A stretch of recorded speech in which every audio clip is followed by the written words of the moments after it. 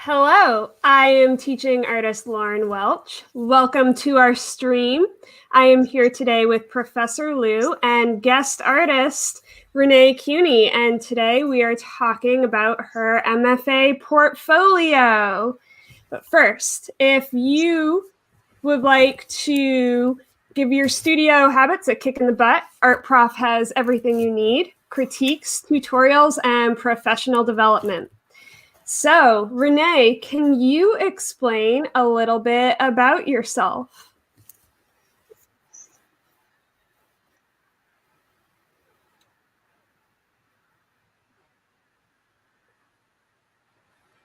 I think we're getting a little bit of a slight delay. Renee, can you still hear us? Okay, I can hear you now. Okay, great. I think your audio went out for a second. Anyway, Yeah, tell us where you did your bachelor's and what you're up to now. So I did my bachelor's at SCAD, Savannah College of Art and Design. I studied fibers, and that was about 3 years ago. And since then, I've moved to Los Angeles, and I've been trying to work on my own studio practice out here. Great. So what we're looking at here is an overview of all of Renee's pieces that we'll be reviewing. Lauryn, what's your first impression looking at the whole portfolio? I am super curious by all of the different materials, objects, and views that I'm getting here. I love how it's all unified within a very limited color palette that provides a nice first impression of cohesiveness that I think artists are often not thinking about. So it really prompts me to start engaging with the works individually. I feel secure looking at it as a whole, and I want to go into each slide. What about you, Clara? What do you think looking at this for the first time?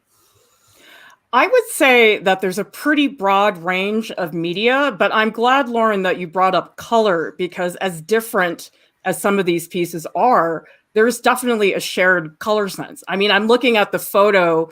I believe that's you, Renee, holding up one of the pieces.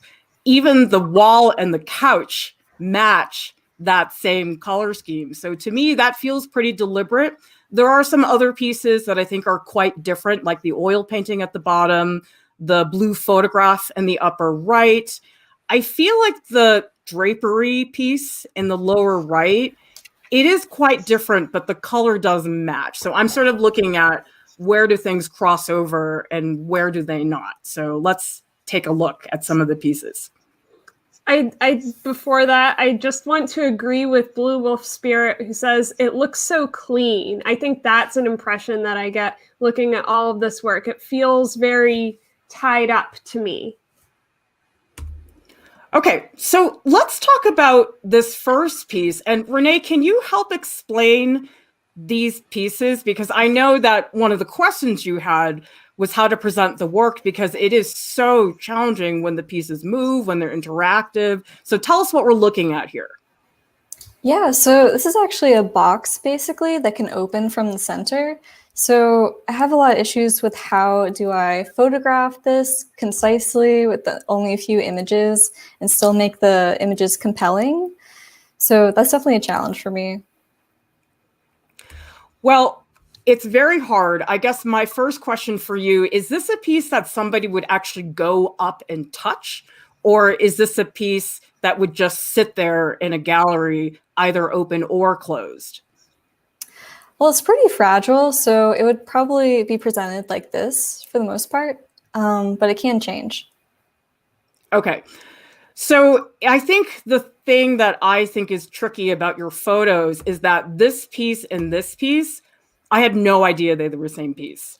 And I think whatever you do in terms of documentation, it has to be pretty clear that we're looking at different formations of the same artwork. And a big part of that, honestly, is the lighting in the background. Because when you look at this image, the lighting is very dramatic, high contrast, and there's all this drapery in the background, which for me makes it really hard to see the piece clearly. I think this image is much better. I feel like I can really see the piece. Lauryn, what do you think?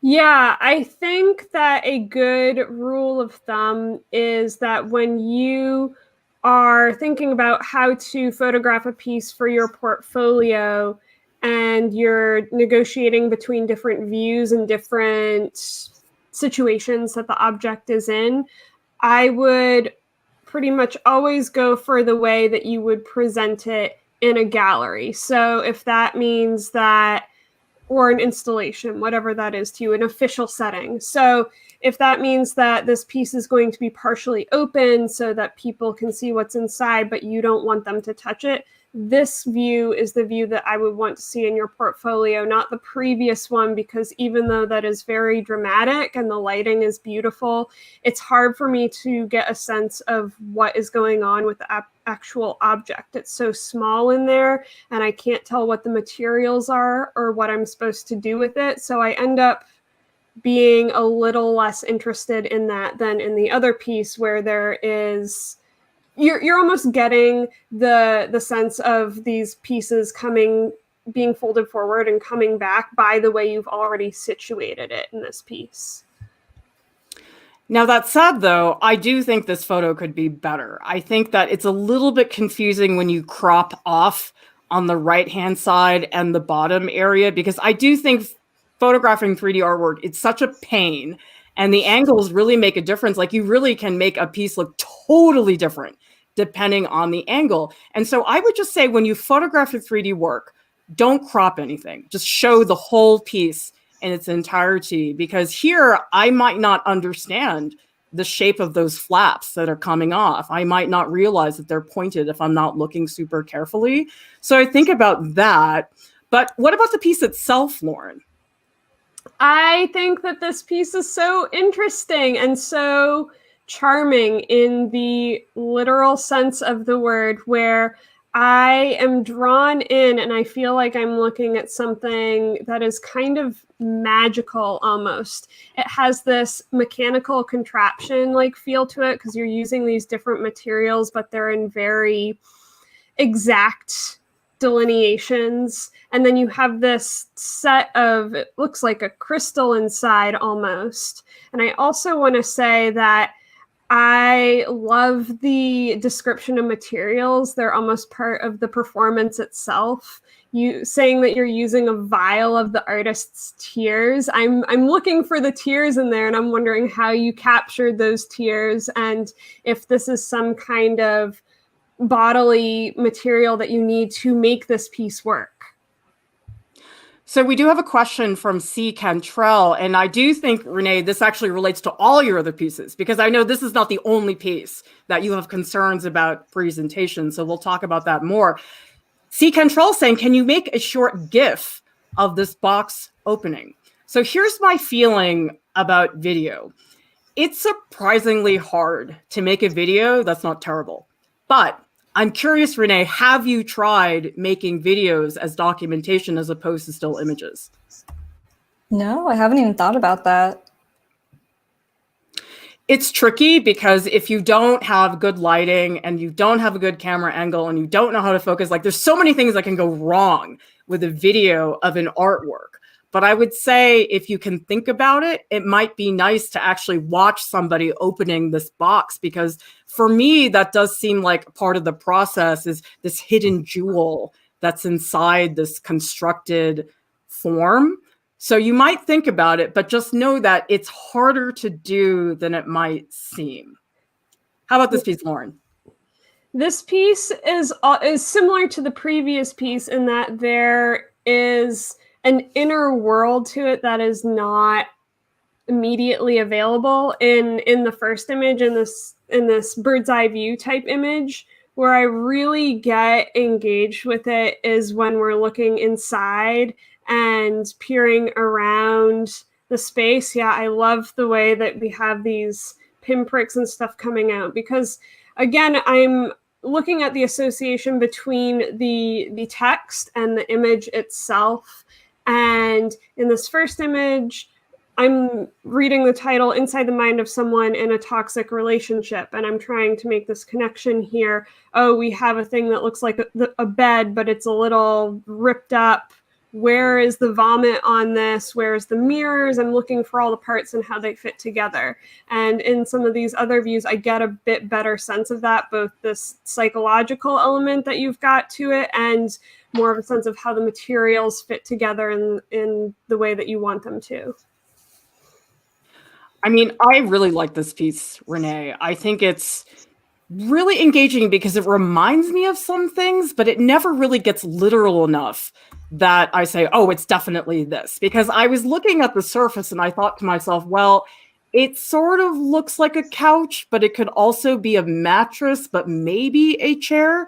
And so what I like about this piece is more the suggestion of the body, which seems like something that you're really engaged in. Do you want to tell us about your interest in the body, not just the body, but specifically the female body?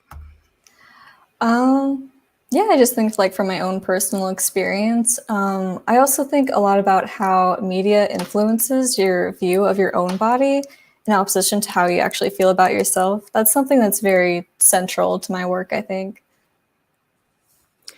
I mean, one thing I would encourage you to think about as you go through all these pieces is to consider maybe getting a little bit more specific in your focus, because female body, that is a huge topic. So it's like, what aspect of that do you want to convey? Because this one says inside the mind of someone in a toxic relationship. You could probably work with that theme for 30 years and not run out of stuff to talk about. So I think it might be a matter of sifting through and figuring out what facet of the human body you want to talk about. But anyway, getting back to this piece, I just want to point out a photography thing. This was the original image. Now look at what happens when I crop it. It looks so much better. I thought that so was on top of better photos, you got to do some cropping and composing with the photography. I'm also going to ask the real question that we all have here. What is going on with the vomit thing? So, yeah, the fabric, that's what's used to dye the fabric. And I did that because it does convey toxicity in it. I use it in other pieces too, more so to reference eating disorders. Yeah, I mean, I love the idea, but again, eating disorders, toxic relationship, it's like, oh my God, my brain is exploding. There's just so much. Because I think the issue with having a lot of topics is that by spreading yourself so thin, you end up not really doing a very deep dive. So as hard as it is to like put aside some of the themes, I think the work is going to be stronger if you pick one, as opposed to trying to reference so many things. What do you think, Lauryn? Yeah, it's hard. In some ways, I think especially the sculptural work that you're doing is actually ahead of your concepts, if that makes sense, or ahead of the things that you're thinking of, and that it has a look that is mature to it. It reminds me of other sculptors that I have seen in the art world, but as Clara has said, the range of things that you're pulling from still feels very much on the surface of, okay, here's a survey of all the things that female-bodied people have to deal with on a regular basis. And that is so much that is any person in the world. And it's also, I'm going to say, non-specific a little bit. And I mean that in the sense that you could be drawing from your own experiences here, but right now it feels very removed from, I guess this comes with this deep dive kind of thing. The topics feel removed from a specific experiential kind of thing, which is something not necessarily good or bad, but something you want to think about. Well, so here's a question. And by the way, Renee's artist statement is in the video description below. So if you guys want to take a look, I guess I'm just wondering, how much do you want the work to be about you? Because in the statement, you're saying that the objects I create are reflections of my own experience and explore topics such as body image, vanity, sexuality, and interpersonal relationships. And so I think every artist struggles with this. Like, how much of myself do I want to put into the work? So do you want to keep it separate from your personal narrative, or do you want to go there but maybe have been hesitant? That's a good question. I think I would only want to make it as personal as long as other people can still relate to it. I'm not interested in making it super personal because it's kind of emotionally draining to do that. I guess what I would suggest then, you have to go all the way in then. Like, because with big topics, people need to feel empathy in some way towards the work. That's usually how we relate to the piece for one reason or another. And it's really hard because the problem is if it's too personal, people say, oh, that has nothing to do with me, I don't care. Or if it's too generic and you're trying to please everybody, it ends up feeling very watered down. So it's kind of like you have to like really make a decision. I don't think that there's much of a halfway point. What do you think, Lauryn? Yeah, I agree. Although I do think that is a great reason to get an MFA or go get an MFA, because that is something that you are directly dealing with. They really help you figure out, okay, where is the line? Where do I personally engage in this? And then how do I personally engage in this in a way that I can convince other people that it's something worth engaging in? You really pull apart that content down to like the smallest nitty grittiest piece inside of you and then amplify that to the world. So Darwin is saying, great work. I love the connection between the vomit and the real tears with the other work. It's like Dada-ish social realism. And Seven Angelic is saying, I respect that level of dedication to materials. I'm very excited about your materials, Renee. I think that's one of the strongest parts of your work as an artist, is that the materials are so important to you. And I feel like between the two, the exploration of your concepts and your engagement with the materials is really strong right now. I think I would work a little bit more on the narrative. So Lauryn, how about this one? Yeah, here we're getting more into some of this vomit dye, which I'm extremely interested in, and I didn't realize could create such beautiful stains. So I really love this portion. Again, I don't know how I feel about, say, having all of these images within one slide, but I do really like how they are all situated together on the left, and I think you could use that as an opportunity to maybe have some be open and some be closed and get alternate views without having to go into this collage situation. Clara, do you prefer seeing these open things on the side, or do you want to have them more set up like little houses? Well, I guess my first question, this is for you, Renee, is you guys see the boxes on the left-hand side. Is it 3 boxes or 9 boxes? Oh, yeah. Yeah, it's 9. It's 9. Okay, so that is a group, because I wasn't sure, because they're sort of like color arranged, that maybe it was like 3 different views of the same box. So I think that's a photography issue. You have to figure out, how do I arrange them, or because they look sort of like they're photoshopped on top of each other. So one thing that I tell a lot of people is when you photograph 3D artwork, it's actually very helpful to show cast shadows so you can see the shadow of the box coming onto the surface. So you might like space them out a little bit more so that's more clear. And I think it's way too many images for one slide. I think this piece definitely could warrant 3 slides. I think there's no way you're going to capture it, because I love the interiors. I think they're wounded. They have a lot of emotion to them. Those like sooty spots, they're not what you anticipate when you look at the exterior.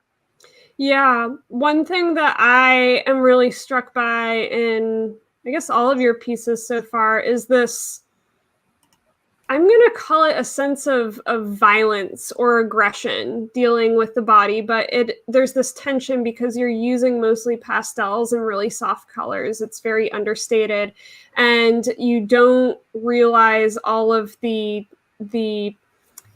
what's the word? The physicality of it, and the not gore, but that stuff, body stuff, the fingernails, the excess, the dye, all these things, until you are really looking deep, until you're invested in this intimate relationship gaze between the piece and yourself. And Renee, can you help us out with this image? Because it says performance. Is this something that we would watch, or is it the photo? Because again, it's like, oh my God, what do we do with presentation-wise with the pieces? It's so complicated. Yeah, I thought it would be a performance, but it might make more sense as a photograph. It's me posing with the previous work. And basically, I'm just trying to show them as objects and me as an object as well to convey the concept more. So technically, this is the same piece as what we saw before? I'm not sure. I was going to ask how you guys felt about it. I might just get rid of it. Well, what do you think, Lauryn? Yeah, I think that this takes me out of what when I see this piece, I'm actually looking more at you, the outfit you're wearing, the expression on your face, the interior that you're in, and I'm not looking at the boxes at all. And they feel a bit like props. They're more arbitrary to me. And if you're going to do a performance, I think I'm more expecting some trace of that performance rather than a staging. This reads more as a standalone photograph to me than something that has occurred across time, which a performance would generally be considered as. Yeah, I would say get rid of the figure, because you know something, when I go and I look at the boxes, and we're not even seeing, I'm sure, the range of what's actually in all of these, I'm much more intrigued by these pieces, because the thing about the human body is that you're just so much bigger than the boxes. It's like really hard to see past the body. And so your body becomes very dominant. And I think that the boxes feel very fragile. They feel like pieces that could fall apart. And I feel like you lose that fragility when you have the figure. Yeah, this is the other thing that I was thinking about in looking at the performance photo piece, is that your work so far, your sculptures so far, have been referencing the body. And so we are now comfortable reading that implication and looking at the work.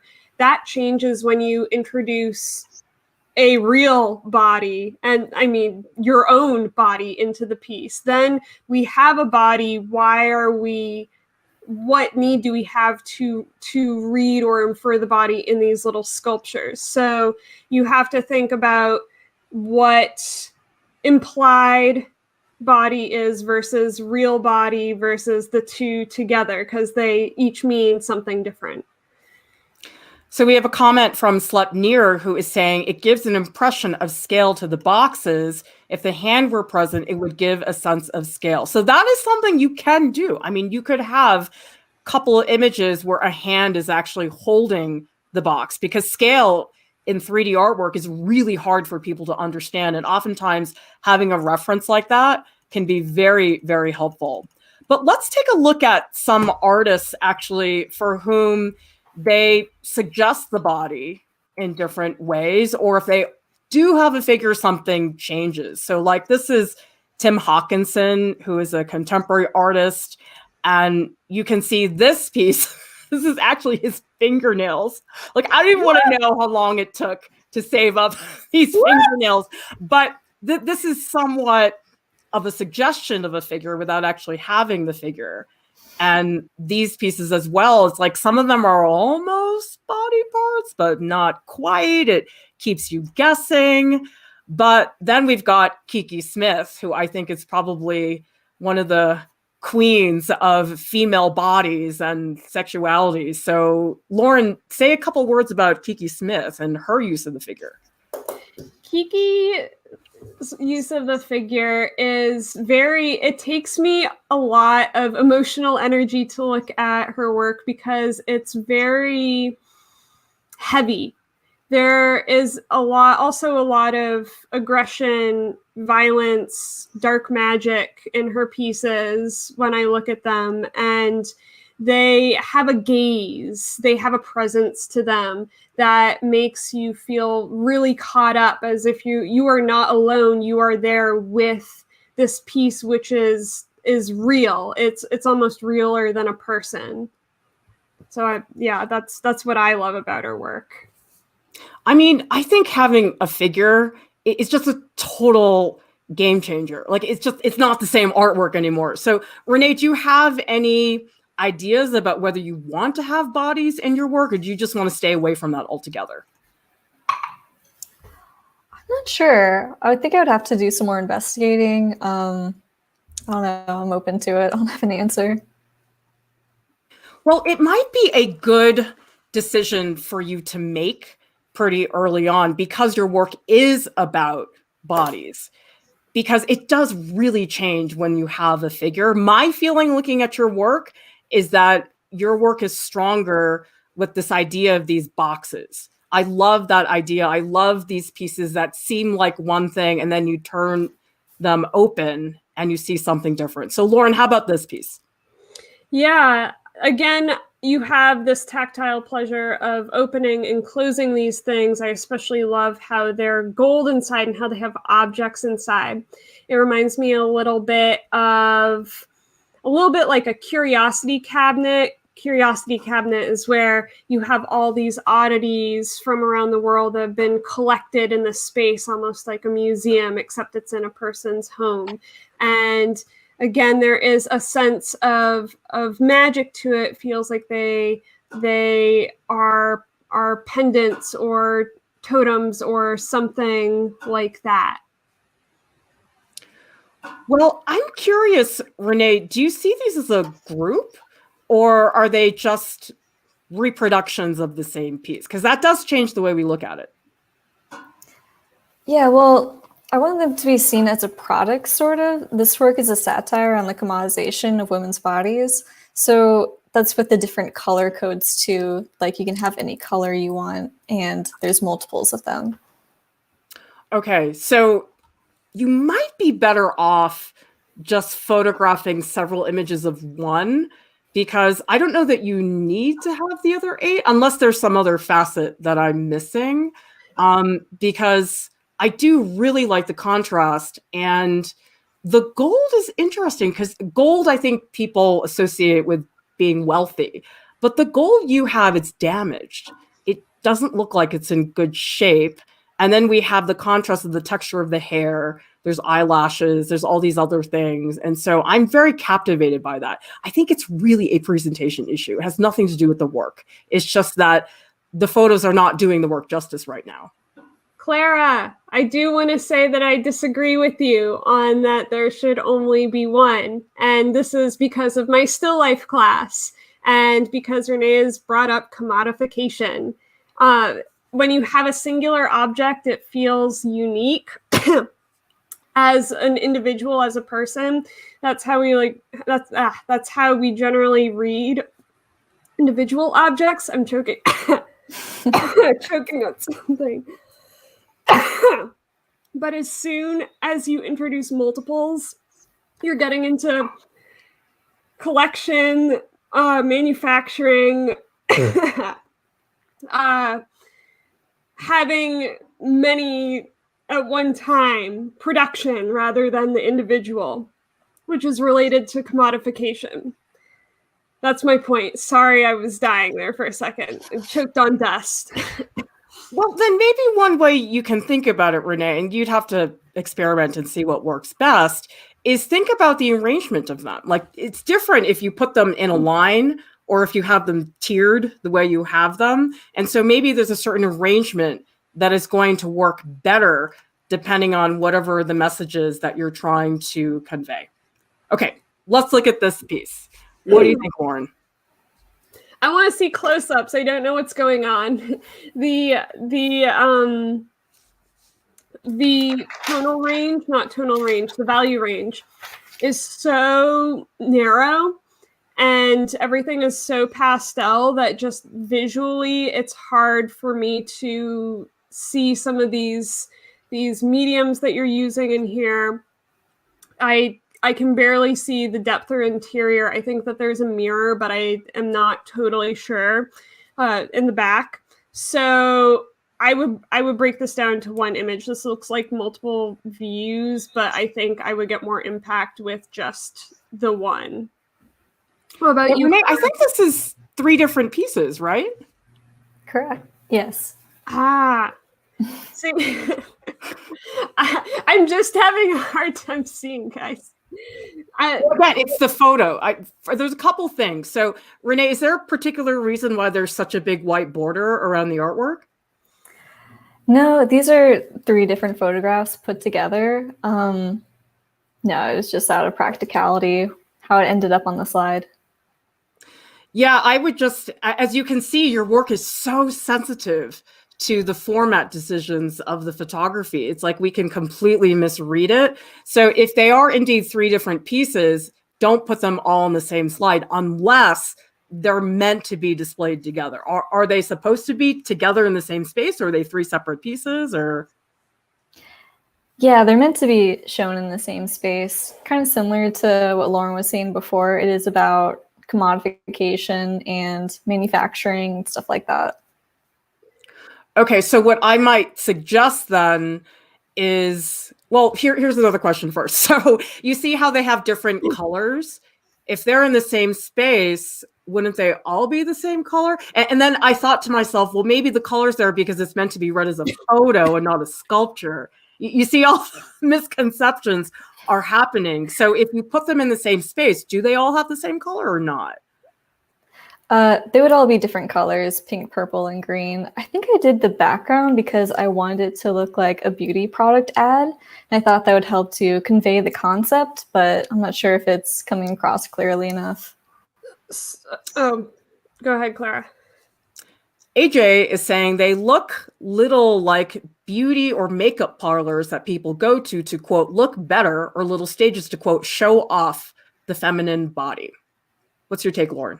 Yeah, I agree with that. And then going back to, again, your theme on commodification of women's bodies, here I have a different idea of how that is working. You don't need to have all 3 of those things there. We can still get that idea of commodification by the fact that you put multiple beauty products within each of these little things. That already conveys that sense there. And you also have the mirror, which doubles those objects as well. So you've got that through line there. We can read that, and I think that I would prefer being able. I do get the sense that this feels very much in the advertising realm. I could see this showing up in Vogue. It's pretty trendy, right? So you could arrange the objects within there in the kind of way that you see within those Vogue ads a little bit, and still get that across. Well, so one thing I want to bring up is that in some ways you're building these little architectural spaces. And I'm curious to know if you wanted that architecture to be more present or almost invisible in a way, because really the focus of a lot of these pieces, it's on the beauty products, it's on the mirror and the sort of stage that they're sitting on. What about the enclosure that they're actually in? Yeah, I think I'm just very interested in creating a space to present these objects. I feel like it's a very easy way to direct the attention to a very specific thing. So I do focus a lot on the exteriors. Because I guess my feeling is that there's a very delicate quality to the interior, the way that the beauty products they're put on the stage in a way. And also the pastel colors make that as well. I feel like the architecture of the enclosure, it's a little clunky. And I wonder if you could think about something, maybe it has a little more negative space toward, or maybe it's a little bit thinner, a little bit more elegant. I mean, I feel like it's almost like a nice version of Stonehenge. And I'm not so sure that that fits the theme that you're doing. Another option is just to hide those enclosures so you don't see any of them and all you see is just the center part of the piece. So that's another way to think about it. Okay, Lauryn, what about this piece? It's titled Embryonic and it's silk dyed with menstrual blood. We've got our first menstrual blood piece. No, we don't. We did one a couple months back. Well, I wasn't on that stream. I don't. Okay, fine. Your first piece. My first, well, it's not even my first piece because my sibling has also done menstrual blood pieces. But anyways, so That being said, this is a beautiful piece. I really love the dye and how delicate it looks on here, the patterning. That is very wonderful. I think that when we get into bodily stuff that is coming from the body, so far in your previous pieces, I feel like you've made a case for those things being there. They have a believability amongst your material engagement.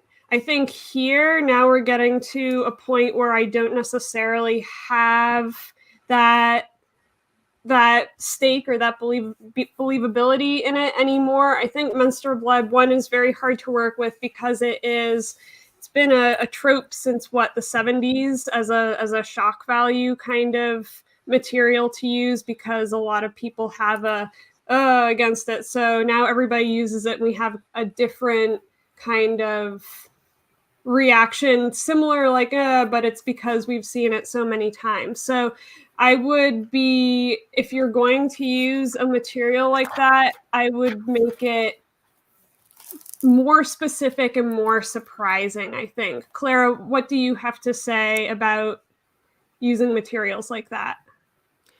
I mean, menstrual blood, it's one of those materials that you see it in art school all over the place. It feels very much like an art school cliche, not like a real world regular audience cliche, but you see it very, very often. And actually, it's interesting because the piece that had the mirrors in it, I'll tell you, most of the time, it drives me bats when I see people putting mirrors in installations, because I see it all the time in art school. But I liked yours because the mirrors were so small.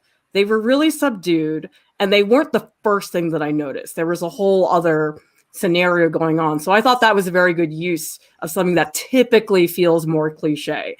I think with this one, I don't really understand the context for it, because it's this drape that's hung up, but I don't really know where it's supposed to be. Like, just as an example, I'm not saying you should do this.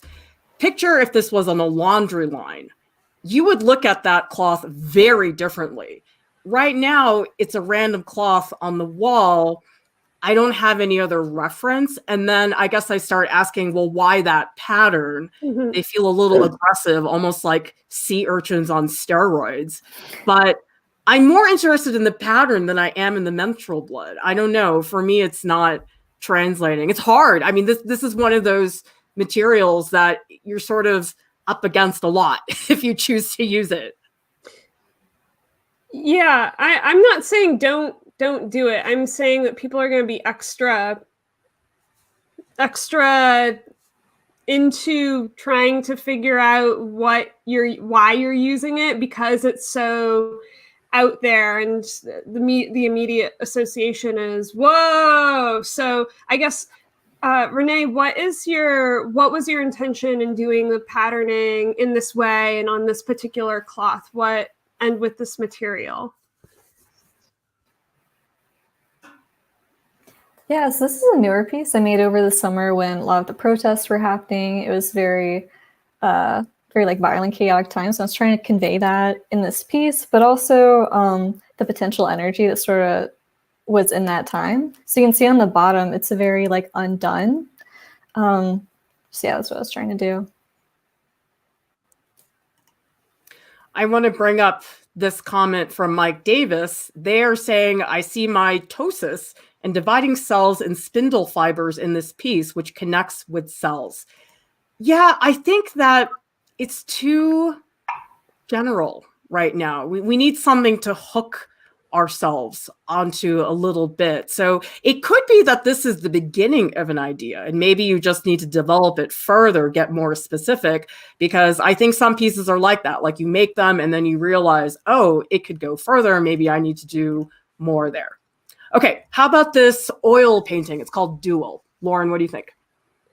This is the odd one out of all your pieces, I think, because everything so far has been very sculptural or textile oriented. So we're thinking a particular way, and now we are in painting world. But I don't necessarily think that that's a bad thing, because the color palette that you've used is similar, and this divide between the person and the other person, these two figures, now I'm thinking about cloth, about some of the architectural spaces that you've made, about opening and closing, and this doubling that you've had going on. So I am interested in how this plays into the rest of the work that you have. I think as far as materials go, there are some places, just technically speaking, where this feels a little muddy or unresolved, but overall I am interested in it. Clara, what is your take on having a painting amongst all this sculpture? I mean, Renee, I think your other work with all the different materials and the textiles, to me, resonates a lot more. I feel like this is you visiting a foreign country for a couple of weeks, and it doesn't seem like this is the direction that you're headed in. I mean, correct me if I'm wrong, but do you feel like this is something you want to develop further, or do you see it fitting with the other work, or is it really its own separate thing? Well, I saw it fitting with the rest of the work because it's supposed to be a mirror where the other figure is in, and it's a photo of me taking a selfie. So, and that relates to how you perceive yourself and also body image. So to me, it fits with the rest of the work. Okay, thematically speaking. Yes. Okay, so it relates in that way, but I just think that what you're doing with the other materials is so much more exciting. There's a higher level of engagement. And I just think that it's a fairly muddy painting. I feel like the mirror, the duality, that's pretty cliche. So in my opinion, you have other work that is stronger than this. Like I said, though, if you want to develop this, you can, but I think it's way further behind than the other pieces that are a lot more developed. Okay, we've got a photograph here, and it's called Am I a Bad Feminist? What do you think, Lauryn? I am wondering what this title means a little bit and how it relates to all of these beauty products. I read into this commodification of women's or people with female bodies or who want to be women, their desire to present a certain way and the objects that are advertised in order to get there. And I see you or someone else lying on a couch with one of these objects, but I feel like I'm still kind of skimming the surface with this. I do think it's well composed. I love that yellow tube of, I'm not sure what that is, but that division right in the middle, I think is really nicely placed. Well, so Renee, I just have a question before we talk about this one, because you also have this photograph, and we haven't seen any photographs from you up until this point. Where do you see the photography fitting in with your other work that's in mixed media and textiles? Yeah, I feel like it's another way to show the body and is something that I have been exploring recently. To me, it does fit in thematically, maybe not as much aesthetically. I mean, we'll get to the blue one in a minute. I think that for me, I'm much more interested in the products than the body. And that was sort of a similar thing with the earlier image of you holding the boxes. Like for me, I just end up looking at the figure because I think just people do that in general. But the commentary about all those products and what they're used for and why, I feel that there's a lot going on in there. But instead, I look at the figure with the sofa and the laptop. So I don't know if you've thought about doing something like this with the products, but maybe putting them in a different place without a figure. Because I do think that the figure's such a loaded subject. And if you don't use it well, it can really get in the way, actually. I think a lot of people don't realize that. What do you think, Lauryn? I think that this piece was better done with the little sculptures that also showed these objects in there that were getting replicated by the tiny mirror. I really like this idea of remaking these objects in this way that is your own interpretation of them and not just pulling them all out and amassing them together and then having someone that's lording over it all or controlling it all. I really think when you are putting these things through a process of building or interpretation with your hands. It's coming to a more unresolved, but in an interesting way, space. Trent is saying, I'd like to see the composition be more daring. I think she should be immersed in those products. And Blue Wolf Spirit is saying, I don't see any aerosol sprays. Should be there. Elizabeth is saying, these products are the bane of women's bathrooms. So clearly you are resonating, I think, with a lot of people. Like Blue Wolf is saying, I like this piece the most out of all the ones I've seen so far. And AJ is saying, couldn't even imagine buying all those. Most of my money is spent on art supplies, skincare, and stuff from Avon I don't need. All right, I think Renee's lost her connection. It's still loading, but we can definitely move on and take a look at the next piece, and hopefully Renee comes back. Yeah, looks like she's coming back. Great. Okay. Lauryn, how about this piece? It's called Late Night Tales. This is so moody, and I think it might be my favorite photograph of yours. There's this evanescence, this sense of this, and I think it's the best use of the figure as well, because the figure is not there. We're left to complete this image. There's this sense of time passing where you or whoever the figure is on the computer. They're not on the computer. It's night, it's day. There's this neon light. I think the light in this is totally beautiful. But that being said, it also feels the least related to the rest of the work that you've done thematically. So I'm a little torn right now. So Renee, does this one fall along the same lines in terms of the themes? This one's a little bit more removed. The other ones are related to how we interpret media, and in this one I'm like looking on the computer, but it's not a very direct connection. Mm-hmm. I mean, I think it's a very compelling image. It's very atmospheric, and it's interesting that your couch has shown up in, well, I think it's your couch, the same couch in multiple images, and it's so different here. The presence of the couch has really transformed, and I do like the color with that little slice of red on the right-hand side. I think that reflects very well. So I feel the same way as Lauryn, is like, I'm really compelled by the image, but it does feel thematically like sort of an anomaly within what you're doing, which is fine. I mean, I think that we all need that space to not be ourselves or not be what we've been temporarily. But I think for the portfolio, you probably want it to be a little bit more cohesive. And we also have this comment from Darian, who says, it's almost like something that is you is fading away and you're trying to save what is part of you or something. There's a lot of ways to interpret this piece. And I think that's one of the reasons why we're enchanted by it. I think there's a lot going on. Okay, so let's move on, because we do have actually an art prof share today. And by the way, if you guys would like to submit for a portfolio critique, we do have a submission form. The link is in the video description below, so you guys can take a look at that. So Art Prof Share is where we have artwork that one of you guys made in reaction to one of our videos. And today we are looking at these pieces by Nana. And Nana watched two tutorials. The first one was on creature design, and the second one was on imaginary backgrounds. So we're seeing here, these are Nana's creature designs and a lot of landscapes to figure out the background. Lauryn, how do you think Nana did with the creature design and the landscape?